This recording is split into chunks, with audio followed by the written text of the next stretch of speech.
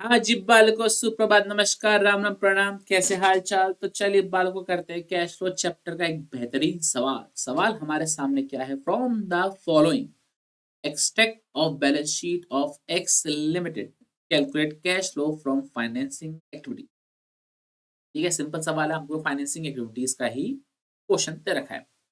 Equity share capital 10%, preference share capital, debenture redemption reserve, इसके अलावा 12% debentures. इसके अलावा एडिशनल इंफॉर्मेशन दे रखी है। Equity share were issued on 31 मार्च 23। आपने इक्विटी शेयर ईयर एंड पर इशू करे हैं, ठीक है।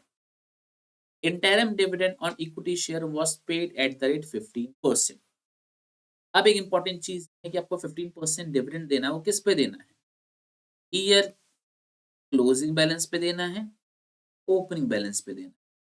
अब क्योंकि आपने शेयर्स जो है ईयर एंड पर इशू करे हैं, मतलब ये आपने जो 1,25,000 के शेयर्स इशू करे हैं, तो आपने कब करें? ईयर एंड पे। तो क्या इनको डिविडेंड मिलना चाहिए? द आंसर इज नो, इनको डिविडेंड नहीं मिलना चाहिए। किसको मिलेगा? 4 लाख वालों को मिलेगा। तो इसलिए हम इसमें ओपनिंग बैलेंस पर क्या देंगे? डिविडेंड।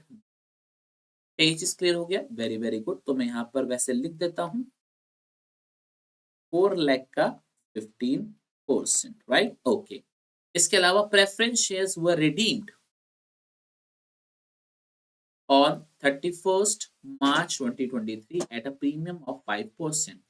अब क्योंकि आपने प्रेफरेंस शेयर्स रिडीम करे 31 मार्च 22 ईयर एंड पर रिडीम करें, मतलब आपने कितने के रिडीम करे हैं? 1,50,000 के रिडीम करें, राइट? ओके।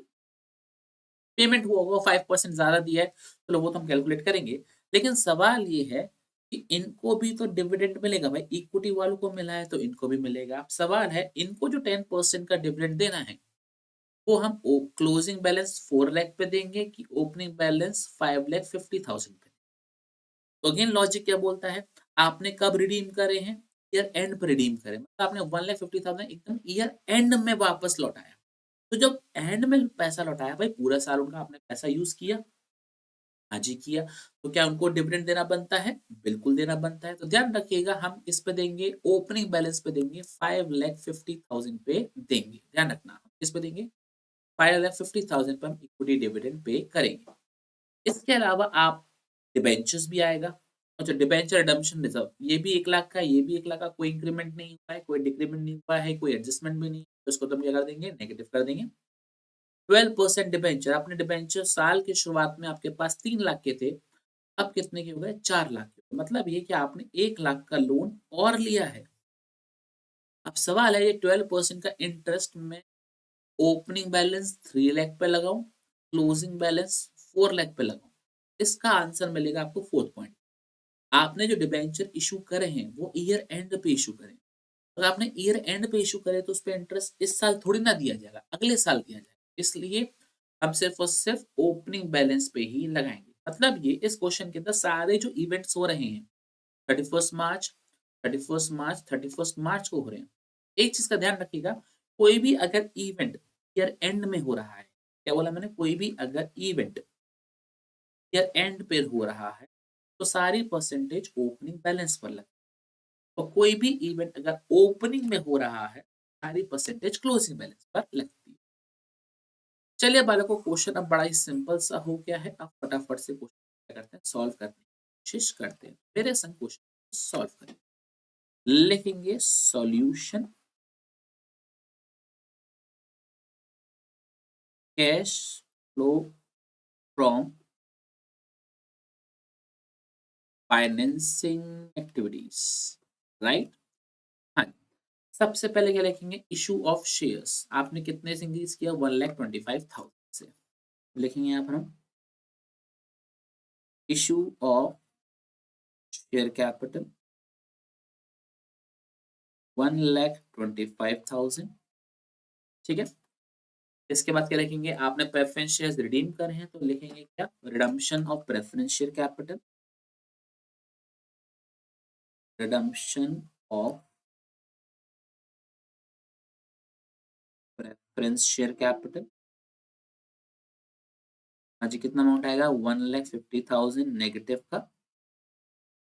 और क्योंकि आपने इस पे प्रीमियम भी दिया था वो भी माइनस किया जाएगा, तो क्या करेंगे माइनस प्रीमियम ऑन रिडम्पशन। हाँ जी, कितना अमाउंट आएगा हमारे पास 7,500 ऑफ 1,50,000, क्योंकि आपने पे किया तो माइनस पैसा वापस जाएगा। इसके अलावा रिजर्व में तो कोई दिक्कत परेशानी अपनी।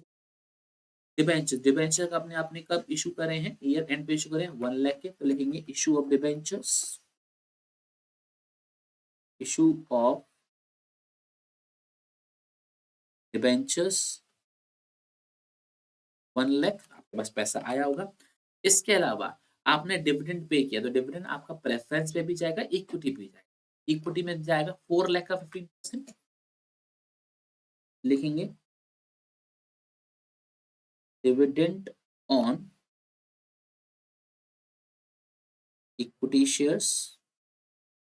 जी कितना आएगा 4 लाख का 15%, 60,000, क्योंकि आपने डिविडेंड पे किया है, आउटफ्लो जाएगा, माइनस होगा। फिर क्या लिखेंगे हम, dividend on preference shares. Opening balance कितना था 5,50,000, कितना परसेंटेज है 10% है, कितना आएगा 5,000। ये भी क्योंकि आउटफ्लो है तो नेगेटिव में आएगा, राइट ओके। इसके अलावा आपने 12% का इंटरेस्ट भी दिया होगा, ओपनिंग बैलेंस पे इंटरेस्ट देंगे 3 लाख का 12% 36,000। तो यहाँ पे हम क्या लिखेंगे, इंटरेस्ट ऑन डिबेंचर्स 3 लाख का 12%, और क्योंकि पैसा आउटफ्लो है तो 36,000 नेगेटिव में चला जाएगा, राइट वेरी वेरी। तो सभी हो गया, हमने इक्विटी में भी डिविडेंड दे दिया, प्रेफरेंस भी डिविडेंड दे दिया, डिबेंचर पे इंटरेस्ट दे दिया, इशू भी हमने कर दिया। आइए बालों को टोटल लगाते हैं और देखते हैं हमारा आंसर क्या आ रहा है, राइट ओके। तो सबसे पहले हमने equity share capital 125 plus minus करेंगे 150, माइनस करेंगे 7,500, प्लस करेंगे 1 लाख, माइनस करेंगे 60,000, माइनस करेंगे 55,000, माइनस करेंगे 30, तो 83,500 नेगेटिव का आंसर आएगा हमारे पास। 83,500 नेगेटिव का आंसर आ रहा है, और क्योंकि नेगेटिव है तो क्या लिखेंगे कैश यूज्ड इन